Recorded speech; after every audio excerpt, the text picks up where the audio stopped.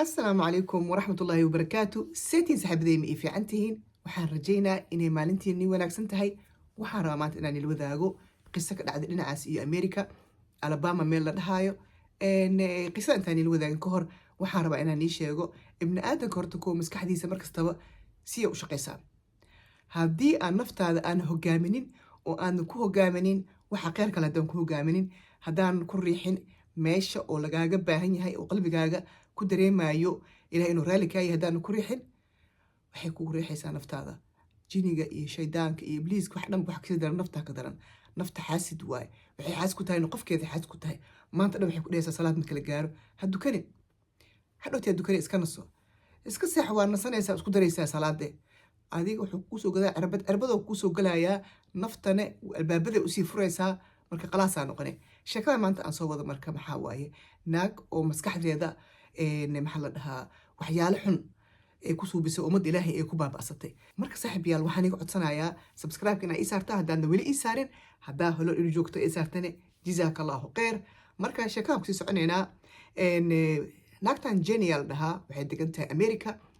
34 sano jirta markaasitod programka dhacay waxay samaysay naagtaanaytood way dacwootay waxay u dacwootay dad oo political ku jiraan dad madax ah marka iyo kompaniyaal badan oo maxaa la dhahaa dadku usoo doodo insurance ah bay u dacwootay waxay ku dacwootay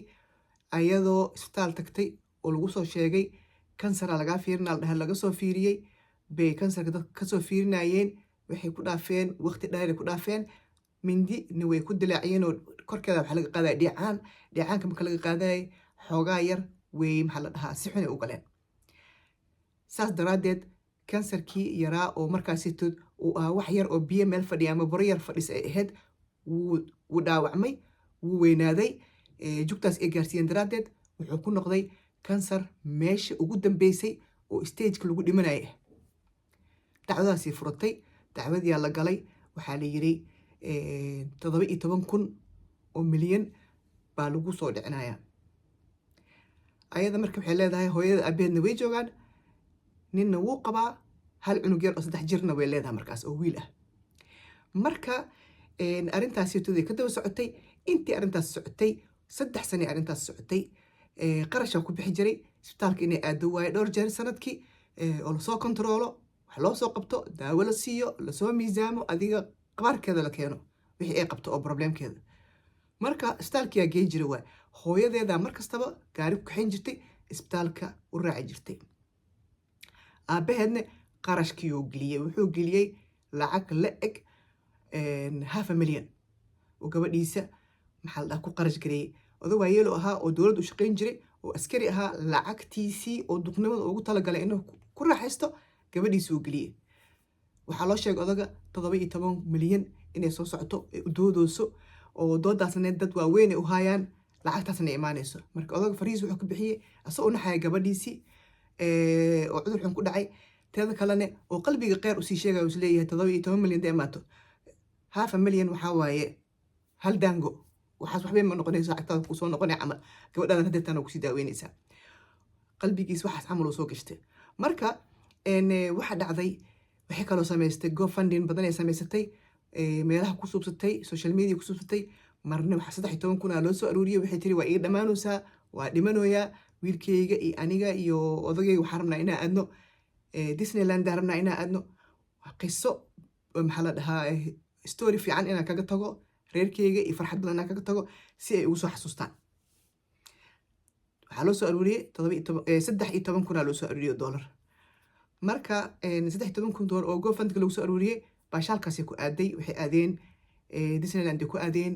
storydaas inay soo suubiso cideeda oo markay dhimatay ay si u fiirsadaan nolosha isla qaataan fiican waqti yar maadaama la joogayso ay dhiman doonto cudurka hayna cudur xun oo yahay oo meesha xun marooyo adiga sida saas loogu sii socday waxaa dhacday odagii askariga ahaa oo aabaheed ahaa wuu xanaagay wuxuu ka xanaagay dadkan gabadhiis ku ciyaarayo oo aan waxba kasoo socon magacyadii wixii ay sheegtay uu raadiyay emailkoodu raadiyay wuxuu diray email weyn oo cabsi leh oo dhahayo si ku dhici kartaa inaa aniga lagu suubiyo dhac weyn lagu sameeyo oo gabadheeda dhac weyn lagu sameeyo lacagtii 17 milyankii oo gabadha loogu doodayay oo lagu daaweyn rabay inaad jaabka gashataan dadii hoose ku dhacda dowladda u diray dadkii dowladaha maxaa la dhahaa dadka iska mashquulsan yihiin email yar wax fiirnaa male laakiin maadaama lagu qoray dhac oo intaasoo milyan ah iyo adduun markuu qoray geedii waa lala soo booday waa la soo raadiyey waxaa loo sheegay waxaas uu sheegayo inay waxba ka jirin gabadhiisana ay maqlin gabadhiisana ay arkin oo maxaa la dhahaa waxaan ay been tahay odagii wuu soo baxay wuu cabsaday wuxuu yiri gabadheeda ilaa heerka haddii gaartay oo waxaan ay samayn karto maskaxdeeda ma fiyoobe abukaata lee la xiriira tartiib because nafta inay iska goyso ma rabo dowladda gacanta u gelinaa inay istishaama ka baqaab haddii heerkaas gaartay istirida ku soo xiri karta kan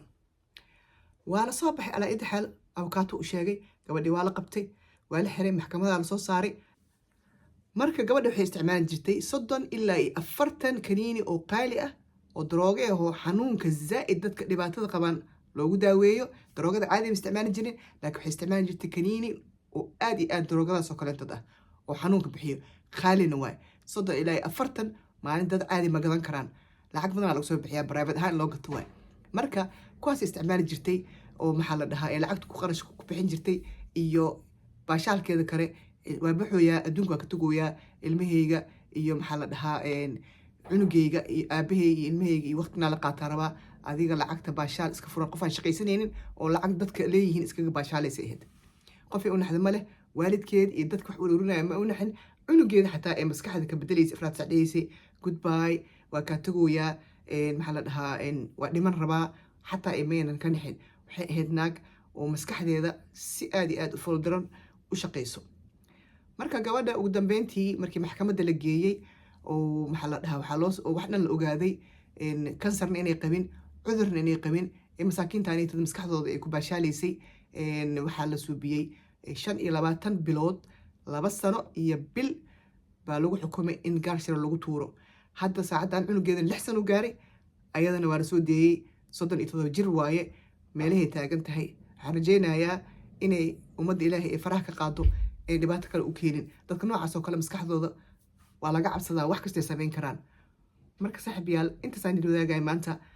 aad iyo aad mahadsantihiin jazaakum allahu khayr assalaamu calaykum waraxmatullaahi wabarakaatu